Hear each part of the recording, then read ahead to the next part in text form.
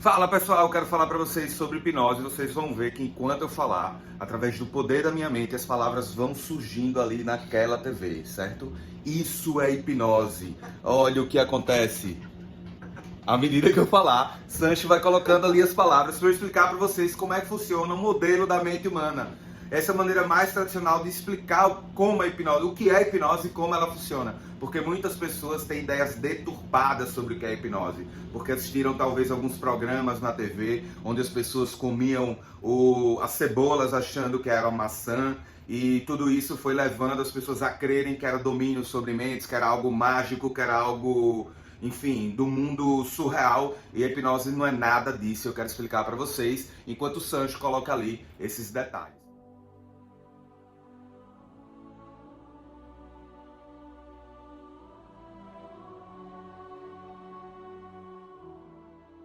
Então vamos lá, como eu estava falando, vou explicar o modelo básico da mente humana. Veja só, não estou falando sobre sistema neural, não estou falando sobre cérebro humano. Esse modelo é uma alegoria para explicar para você como a hipnose funciona. A mente, segundo o Gerald Kine, ela pode ser subdividida em três partes: a mente consciente, a mente subconsciente e a mente inconsciente. Algumas correntes simplesmente nominalizam como mente consciente e inconsciente. Só que eu aqui quero falar dessa maneira, tá bom? Então vá me acompanhando aí. A mente consciente, ela é racional e analítica. Ela é uma mente que reserva uma memória de curto prazo e ela também tem uma bateriazinha da força de vontade. Essa é a mente que, se eu perguntar para você o que você comeu no café da manhã, você vai racionalizar e vai lembrar. Se eu pedir para você fazer, você quer pegar essa caneta que está aqui mais próxima ou a caneta que está mais distante? Você vai racionalizar, analisar e vai tomar a sua decisão. Essa é a mente responsável por essas questões, talvez questões mais básicas, certo? E essa mente também, ela justifica algumas decisões que já foram tomadas a níveis mais profundos, que é na mente subconsciente, que eu vou falar já já sobre ela. E além disso, a mente consciente, ela tem uma bateria, que é a bateria da força de vontade. Sabe quando você racionaliza e fala assim: olha, esse mês eu vou começar a juntar dinheiro. Esse mês eu vou reservar uma parte do meu salário para colocar numa poupança. E talvez você consiga no primeiro mês, no segundo mês, e quando chega no terceiro mês você já vai lá e torra todo o dinheiro. É porque algo emocional, uma decisão que veio mais profunda, foi muito mais forte do que o que você racionalizou e analisou para fazer. Pois bem, se a mente consciente é responsável pela racionalização, análise, então a memória de curto prazo e essa bateria da força de vontade, eu quero falar sobre uma mente que é muito mais profunda, que é a mente inconsciente. E ela é basicamente responsável por duas coisas, segundo esse modelo da mente. A primeira delas é o sistema nervoso autônomo. Para você respirar, você não precisa dar o comando para o seu corpo respirar. Para você digerir a mesma coisa, então o seu corpo já faz isso sozinho. E pelo sistema imunológico, que quando você tem um corte, quando algo acontece, quando você tem uma gripe, quando você tem qualquer coisa, o seu corpo ele já começa a criar os mecanismos, ele já começa a direcionar todas as células que ele entende que são responsáveis por isso, para promover a cura em você. Então o sistema imunológico na mente inconsciente.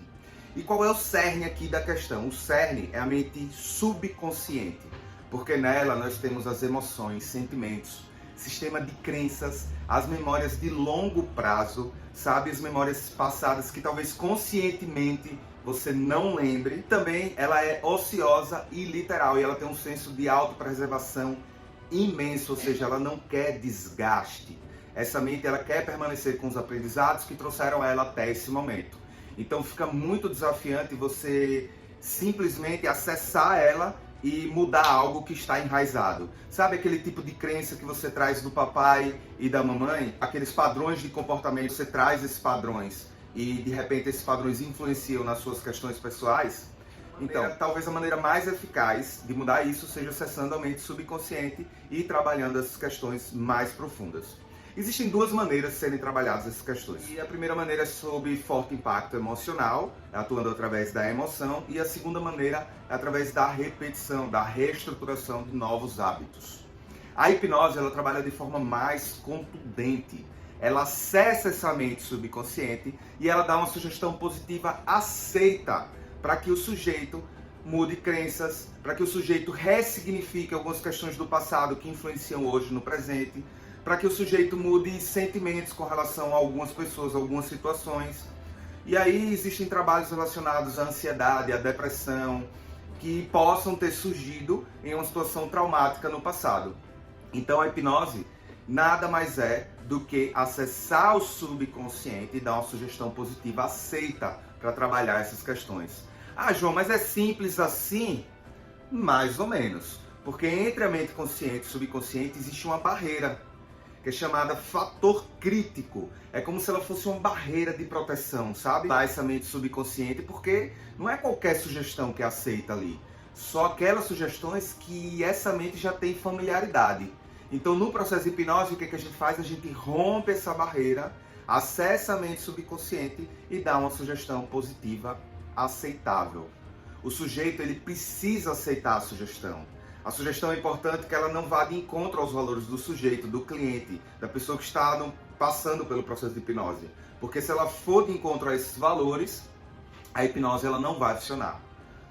Lembremos, gente, o trabalho de hipnose ele é colaborativo. Ele só funciona se o hipnotista e o sujeito estiverem em sintonia, se houver uma concordância, se houver o contrato verbal, uma confiança mútua. Ele só funciona dessa maneira. Não existe não domínio sobre mentes.